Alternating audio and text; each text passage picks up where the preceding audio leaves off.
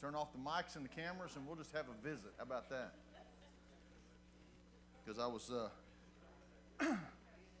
talking about Melissa last week, and guess who happened to be watching on the deal from her mama's? That's why get you in trouble every time. All right, we got the envelopes for Green Valley. So if you got $1 or $2, throw in there. And we're I heard they got some trees down there. 1 or 2, I think, yeah. Got some trees down and some damage. A lot of damage up north, so need to remember those folks. We're going to be in 1 Corinthians chapter 9 this morning. And then I guess next week we'll start Mark. We were supposed to start Mark this week, but evidently we hadn't got far enough along in 1 Corinthians to anyway, I'm going to blame Keith since he ain't here. He's just too slow. That's what it is. He's just too slow. If it had been up to me, we'd have been done. Keith, he just slowed us down with that roadblock in that way. So, see how that happens? Maybe the lens cap is on, and he got a black screen, so he didn't see. But anyway, I surely appreciate Brother Keith and the work he does in class, and I love him, and I can't wait for him to start teaching again. So he's going to help me. I convinced him once again to help me with Mark, and so we'll slowly get through Mark too, I guess. So anyhow, as we start in chapter 9, we're going to talk a little bit about what the goings on in chapter 8 that Brother Keith finished up with last week, and because basically chapters 8 through 10 are just a continuous teaching that's just been broken up, but there's multiple chapter breaks that keep the flow of the message going, but Paul's, so we have a better understanding of what's going on instead of just boxing them all in the same thing. So, but before we go into chapter 9, let's talk about chapter 8. Just an overview. The Corinthians there are declaring they have knowledge, and that knowledge they have is about idols, and they know that idols are nothing.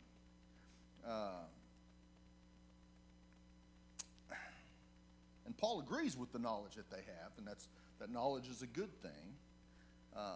But if you fail to love others, that knowledge really hasn't done you any good. And we need to remember that. The big message is we can't use our spiritual knowledge in such a way as to cause the shipwreck of faith in other folks. Okay? And we find that a lot.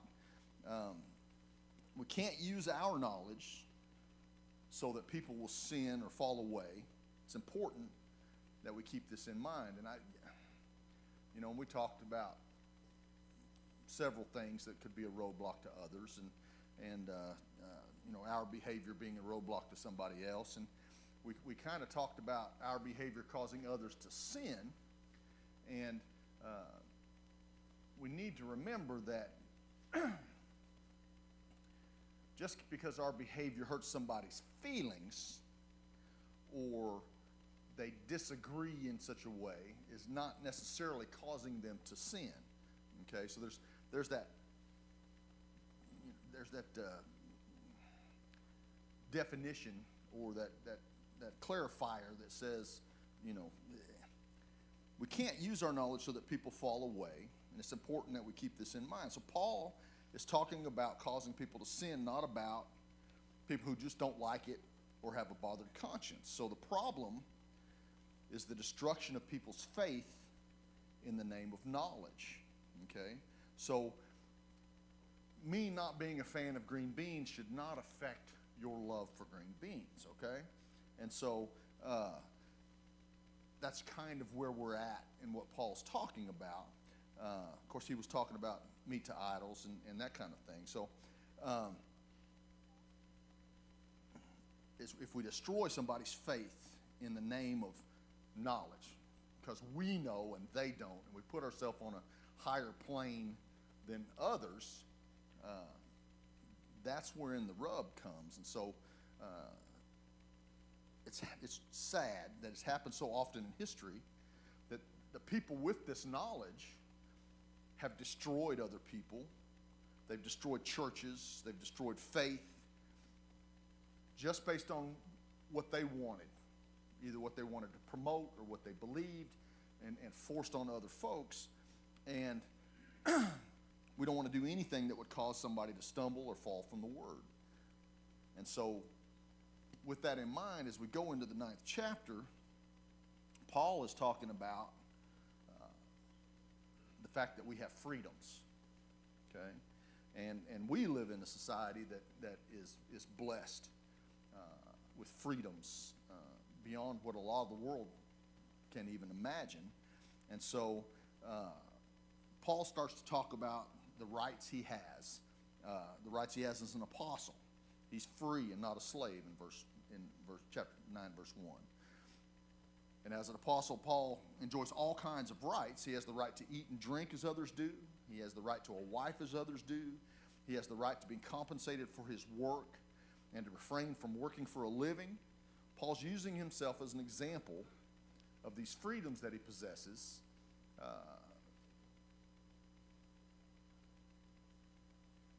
based on some of the questions and comments that he was having in letters written to him, and probably as this time was spent in Corinth. He wants to illustrate the rights that he has, not only by Scripture, by rights, but also by logic. You know, he brings logic into the point. So, a lot of people, you can't argue logic, and so that's why he brought up these rights too. So he argues from logic by talking about soldiers and planters and shepherds and all those that we know that work and are compensated for that work. Soldier doesn't fight at his own expense. The guy who plants reaps from his vineyard. The shepherd gets milk from his flock.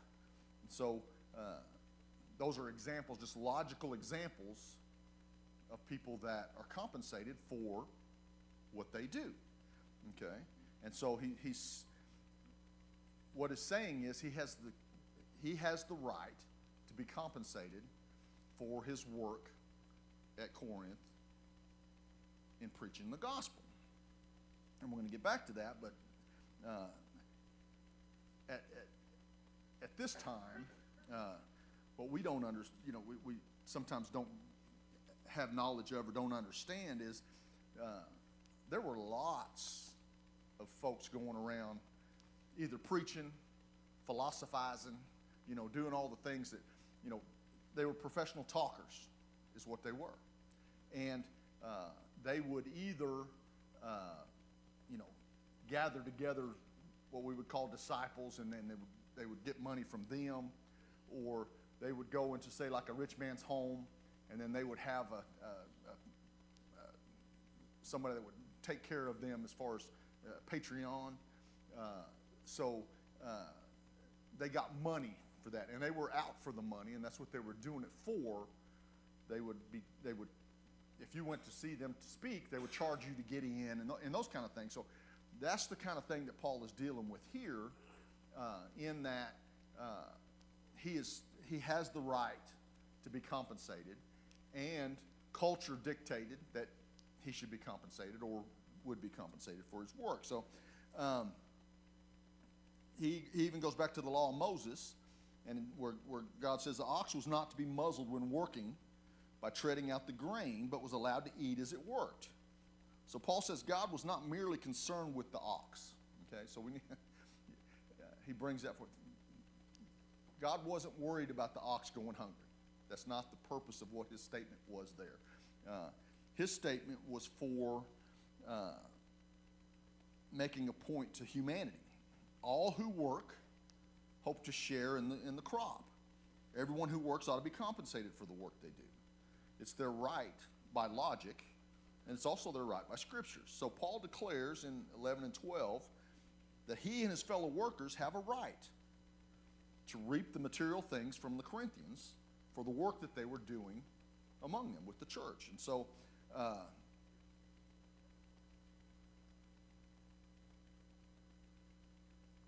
with that statement, he begins to make his point. Nevertheless, he says in verse 12, we have not made use of this right. Okay? We have every right to be compensated for our work. But we have not made use of this right. But we endure anything rather than put an obstacle in the way of the gospel of Christ. Okay? So rather than giving the naysayers a hold on public opinion, they just worked. They provided for themselves with their own hands. And he has all kind of rights and freedoms as an apostle, but he chose to do what was in the best interest of their faith rather than his own interest and desires. He relinquished his right as far as his right to receive support, and it was a great cost to himself. But rather than impede others' faith, he relinquished his right. Okay? And so, when you read these letters that Paul was written, he didn't want to show himself to be a peddler of the gospel. I like that statement. He didn't want to be a peddler of the gospel. He wasn't selling the gospel. He wasn't selling his knowledge of the gospel. He wasn't promoting himself as a philosopher of the gospel. He was just bringing the gospel to the people in the most basic way, and he didn't want to be a peddler of the gospel like all the others that had several, the ones that come, the philosophers and the speakers. So he uses himself as an example,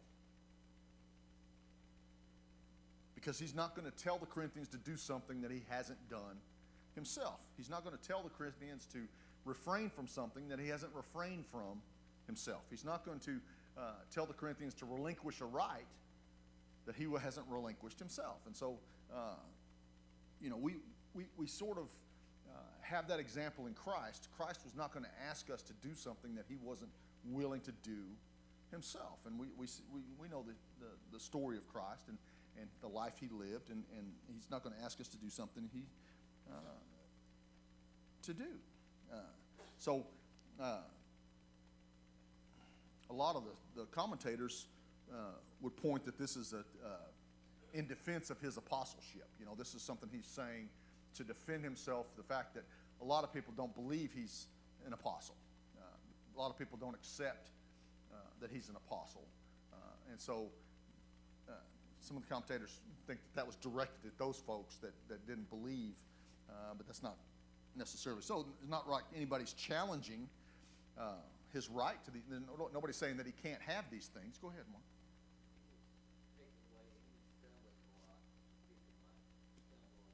Absolutely right. Yeah. And,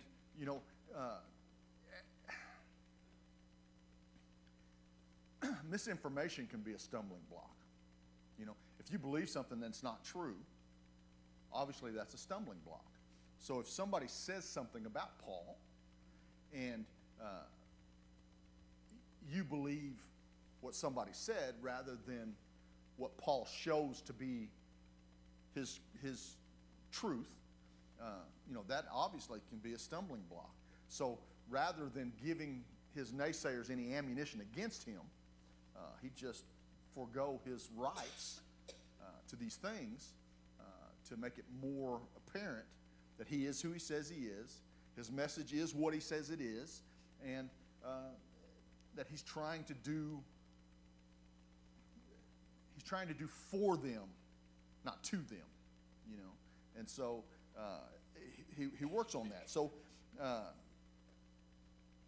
Paul couldn't ask a rhetorical question, am I not an apostle, if the answer from the Corinthians would have been no.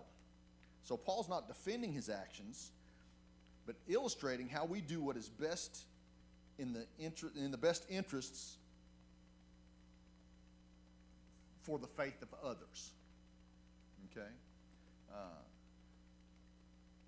Any knowledge that I may claim to have should not be something that's supposed to puff me up, make me feel smarter. Any knowledge that I claim to have should be used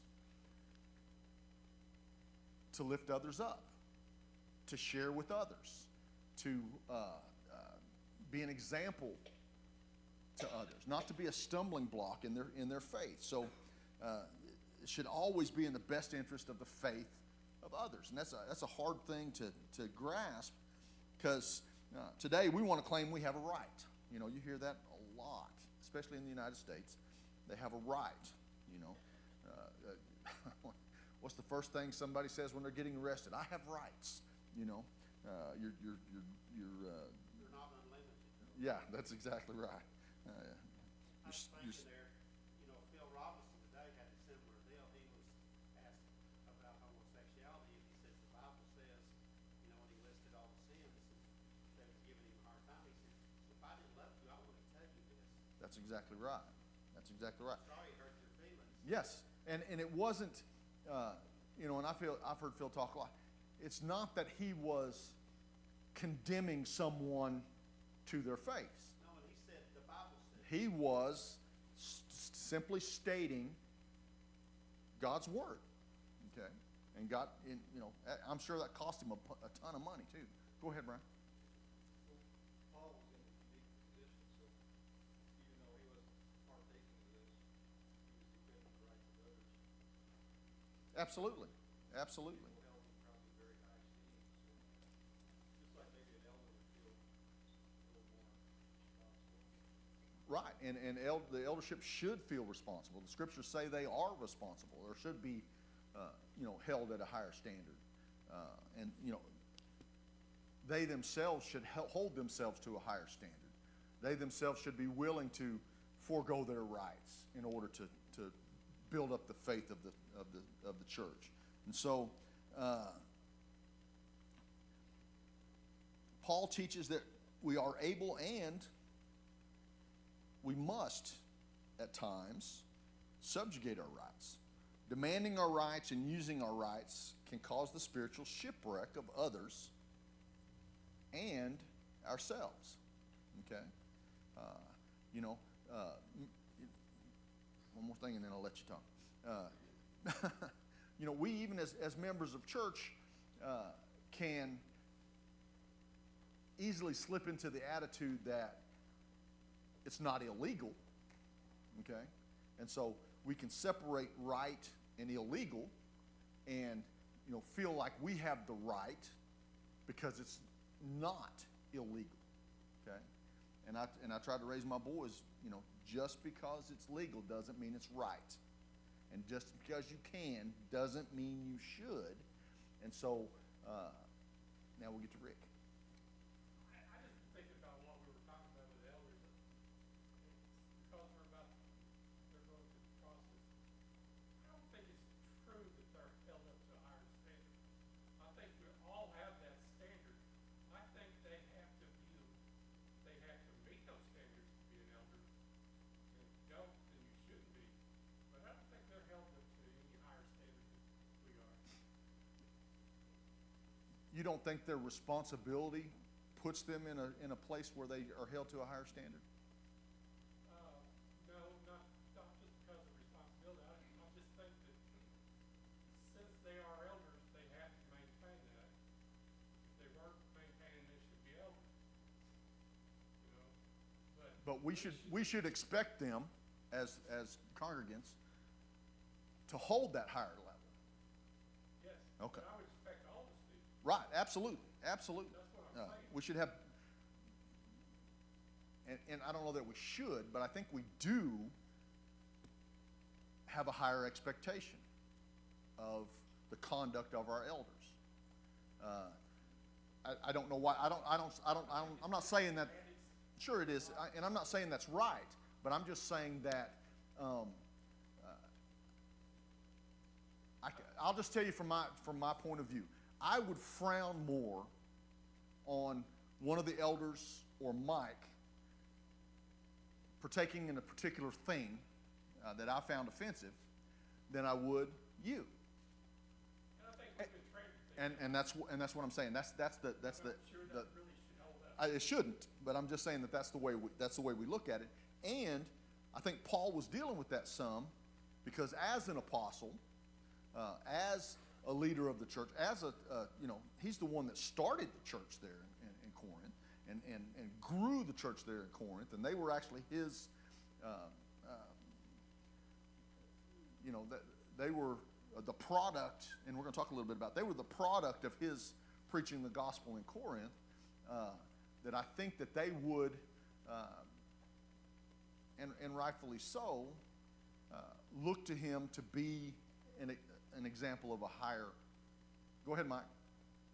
James 3, beginning of verse 1 says, "Not many of you should be teachers serving in an official teaching capacity, my brothers and sisters. You know that those who teach will be judged by a higher standard because we are subject to a greater accountability and more condemnation if we teach incorrectly." You just had to throw that out there, didn't you? I just need to sit down. You can come on down and teach the class, and then I can. Well, Sure. Jeremiah says, well, the shepherds eat scattered Right. sheep. So he's already said there was elders then, there's elders now. And there is a responsibility. And elders that we've seen over the years that have tore churches Apart. apart. That's exactly right. And the priesthood tore, Israel apart. Go ahead, Mike. One more time, then we got to go. Elders are told to be examples to the believers. And I think that's wherein we're talking about. I don't know that it's a higher standard, but it should be a higher example, possibly. Something we should strive, not that we shouldn't already have it, but if we don't, we should strive to be like. I want to be like Mark when I grow up. One of those kind of things. And so, but that kind of gets away from the point Paul's trying to make. He's trying to make the point that he's spending all this time proving how he didn't use certain rights that were afforded to him, and the reason for that was for the sake of the gospel, and it was always for some greater purpose. Okay. In verse 12, he says, we were to endure everything rather than hinder the gospel of Christ. We learned in the end of chapter 8, he wouldn't, if it was going to affect a brother, he wasn't going to eat meat anymore. He was willing to do that, not to puff himself up. He was willing to do that to lift the brotherhood up. And so, rather than hinder the gospel of Christ. So, we watch what we say about people, and that's the way we should be. We should endure rather than creating obstacles for others. So, we watch what we say about people. We watch what we say about values and culture and political groups. We should be careful about how we handle each other, because we're working not to hinder the gospel, even though we may have the right to some of those, may have the right to voice some of those opinions. And so we need to be careful. And that's the thing. We need to err on the side of caution a lot of times. And so he even talks about those that work in the temple. They get a share of the sacrificial offerings. The Lord commanded those that proclaim the gospel should get their living by the gospel. And that's in verse 14. The Lord commanded this right. But in verse 15, Paul says, but for the sake of the Corinthians, he is not going to make use of any of these rights, because it's a necessity that was laid on him to preach the gospel. Paul wasn't doing it for the money. Okay? Now, we have a lot of the religious world today that seem, and I haven't met any of them personally, so I can't really have a big opinion. I can just go by what I see. A lot of these men and women that proclaim to be preachers of the gospel in the religious world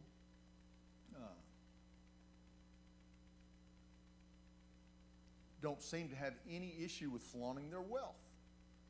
Okay? On social media and TV or whatever. I need to get to Africa faster, so you guys need to buy me a $50 million jet so I can do the Lord's work. And people do. And as an outsider looking in, that seems so bizarre to me. Okay? But could somebody skew the scripture to say that that's something that the congregation should do? But they base their whole ministry on, if, you know, if you follow what I'm telling you, you're going to be blessed and you're going to. Absolutely. They're going to get tenfold back, yes, and those kind of things. And it's a stumbling block to the gospel. I can tell you that. I'll just leave it at that. It's a stumbling block to the gospel. And I've known Mike long enough to know that this is his attitude towards preaching. He does this work from necessity. He has to. It's one of those things that he's convicted about, and he has to preach the gospel. The work of preaching is not a job. Preaching is not something you do for the money. You do that particular profession for a burning desire to spread the gospel and the love of other souls. And so you don't want somebody that thinks they can be a preacher. You want someone who wants to do nothing else but be a preacher of the gospel. Okay? Somebody that has that passion to preach the gospel. Okay? He's not doing it for the money. Woe to me if I do not preach the gospel. So too many, and myself included, have not found that burn for the gospel. Okay? And that's why we're here. That's why we're here today, is to help, fuel that fire for the gospel. Okay? To help educate our minds to be able to proclaim the gospel to others. Okay? To not only gain encouragement, but also gain courage for the gospel. And so the goal is to present the gospel to as many people as possible. So now Paul, money was clearly not a factor.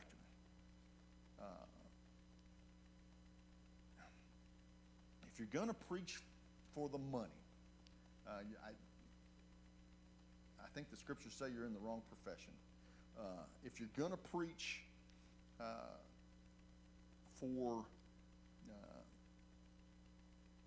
if you make your decisions about preaching based on money, I think that's an issue. But it's clearly all right to get paid. Absolutely, it's all right to get paid. There's no doubt. Anyone that preaches the gospel has to have a heart for the gospel. And so, if it matters how much you're going to get paid, then you're not. And when I say matters, obviously, if you're going to do that job, there's an expectation of a certain salary, obviously. So that's something you have to think about. If your passion for the gospel brings you to Northwest Arkansas, your expectation should be to be paid a living wage. That should be your expectation.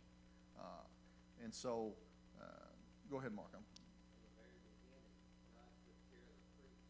Absolutely. Let them eat of sacrifices. He took care of the people who were doing His work. That's right. As we take care of the people who are doing That's doing His work. That's exactly right. So, Mark said that from the very beginning, God took care of the priests, okay, because they were doing His work up until the time that they weren't, and so it became an issue, and so the heart of Paul here reveals his burning desire for the gospel. So what's he trying to teach us? When he's talking about being free, he's not a slave. He has freedoms. But he makes himself a slave to everyone in order to win more people. Okay? He says, I have freedoms, but I want to use those. I don't want to use those freedoms so that it may be easier for me to spread the gospel. There won't be any stumbling stones. To the Jews and the Gentiles, he understands where they're coming from. He does that in order to win everyone. He becomes all things to all people, so that by all means possible, he'll save some. I always thought that was interesting. He has no expectation of saving all. Okay, and we're learning, we're studying Ezekiel, and I don't know if we'll get into chapter 2 this week, but in chapter 2 of Ezekiel, God tells Ezekiel to go and speak. It doesn't matter if they listen, God says. They'll know that you've spoken, and that's enough for God. Okay, and so that should give us courage and to know that I've studied with whoever for so long, and they just don't respond. Okay, The deal is, the plan will take everybody. that's right. It's that I or you choose not to. That's The exactly. plan is available to us. That's exactly right. And I can't make somebody obey the gospel. Okay, I can use my knowledge to educate. I can use my behavior to be an example. But in the end, we just plan. That's exactly right. We just plan. And so, yes, go ahead, Brian. Well, I wonder if that would teach us that we should at least consider the culture people are coming from. I missed the last part of that, Brian. I'm sorry. I wonder if that would teach us we should consider the culture people are coming from. Oh, absolutely. Where in the past, a lot of times people try to destroy that. Absolutely. We have a history of it in the United States of with the Native Americans. We took their kids away, wouldn't let them speak their native language, all in the guise of sharing the gospel, and it didn't do anything but just tear nations apart.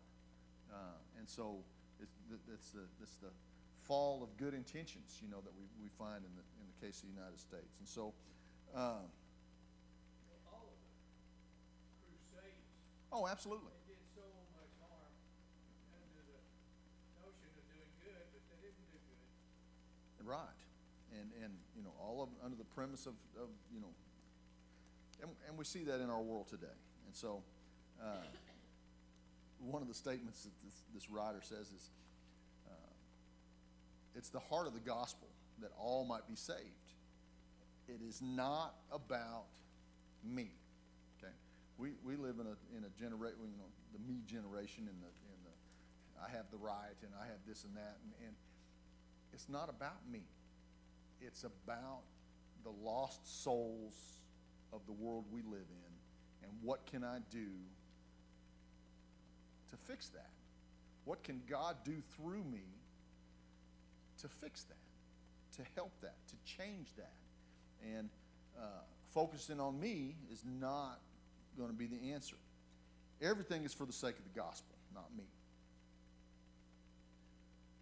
And as we think about the gospel, when we talk to each other, think about what we're saying for the sake of the gospel.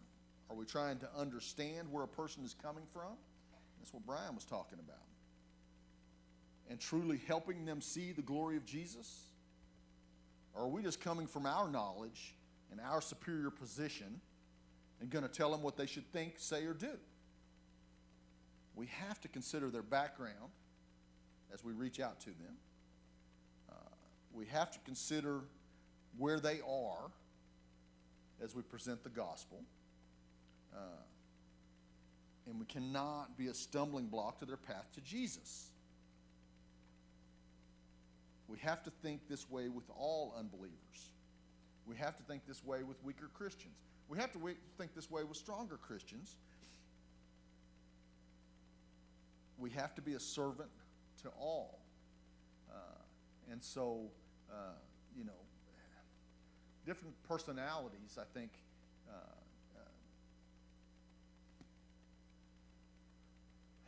explain the gospel in different ways to different folks. But I always like to what Brian was talking about, consider cultures, consider where they are, I wouldn't try to, and I couldn't, but this is just an example. I wouldn't try to explain calculus to somebody that doesn't know how to add and subtract yet, okay? I wouldn't try to explain higher math to someone that doesn't know 2 plus 2 is 4, okay? We have to build on where they are and get them to where they need to be.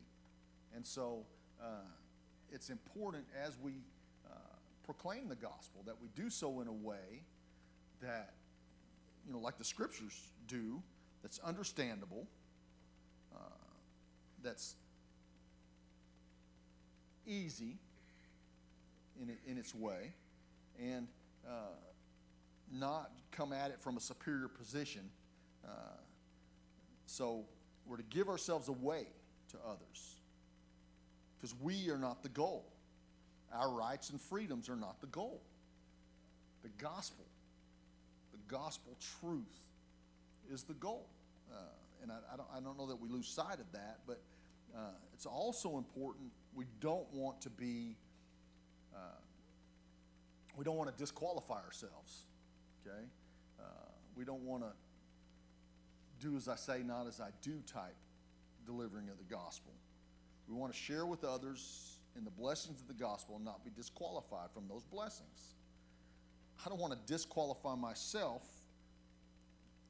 say by insisting on my own freedoms, because we run to receive the prize. We try to exercise self-control and discipline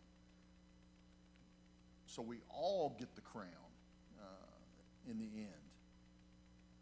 But we have to live that intentional life and share our faith with others in order to do that. We have to be thoughtful, disciplined, controlled, intentional, watchful of our own lives. We have to look at ourselves as we get through the things that a lot of that list we kind of neglect. So we shouldn't consider that our Bible studies with our friends and neighbors, okay,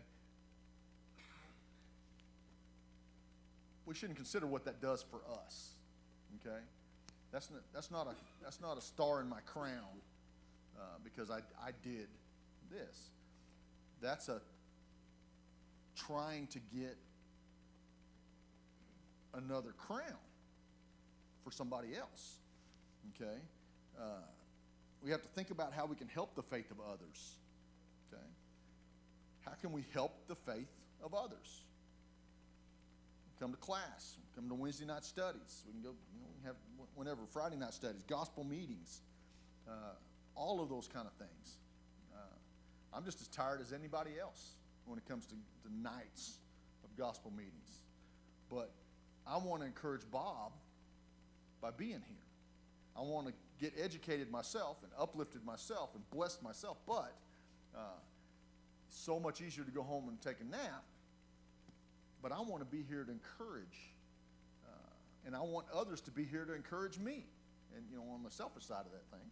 I think that's where we forget about old folks, people. Absolutely. The ones that are, we've got so many in the high 80s and 90s that are here.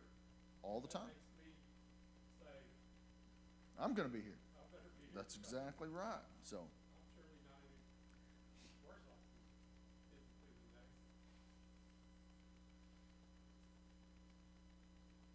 what Paul challenges is that though we have freedom, we give ourselves away for the faith of others.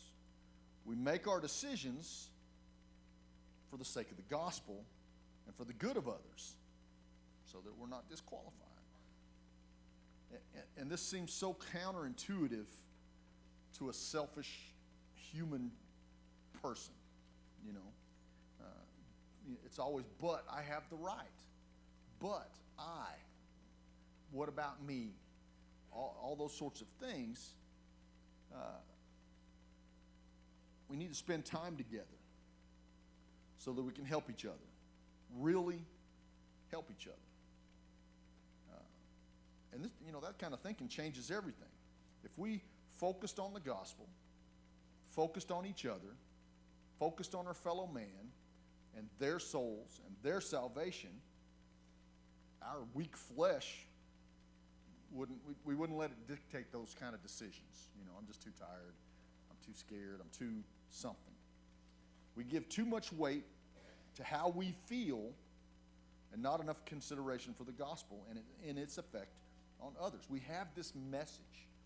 We have this gift of life, and we don't share it like we should. Demanding our rights and thinking about our rights is going to cause us to be disqualified. The gospel of Christ should be our priority. It should take priority in our lives. It should definitely take priority in how we deal with other people. And it should be something that we don't ignore. We should have a passion for, and we should have a focus, a dedicated focus on the gospel and how to get it to the most people possible and how to get out of their way as far as a stumbling block is concerned. So, thank you for listening. Next week, we're going to start our Mark. We'll do our introduction and such on Mark next week. And like I said, I've guilted Keith into helping me teach still, so I'm looking forward to that. I appreciate everybody's attendance and